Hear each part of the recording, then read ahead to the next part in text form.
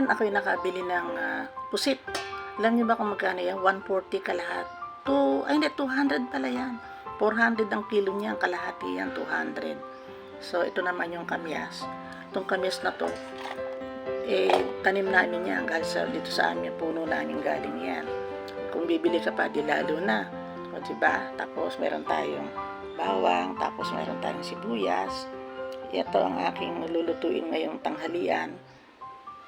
Naman ang magluluto kasi si Enan pumasok na sa shop, kaya need kong akong magluto. Lahat naman kami marunong magluto.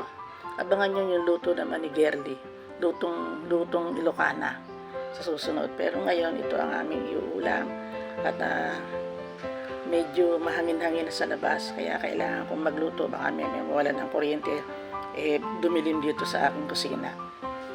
Ito na nga, igisa ko na nga yung bawang, sibuyas, tsaka itong ating kamyas. Yan. Kayaan muna natin manilaw-nilaw yung kamyas. Yan, luto na yung ating kamyas. Tambog naman natin itong pusit. Hindi ko na siya hiniwa. Kasi pag hiniwa ko siya, umuurong kasi yung pusit eh. Pag hiniwa ko kasi siya, lalong liliit. Saka masarap kainin yung makikita mong malalaki sila. Yan nga lang, pagka mahal-mahal na.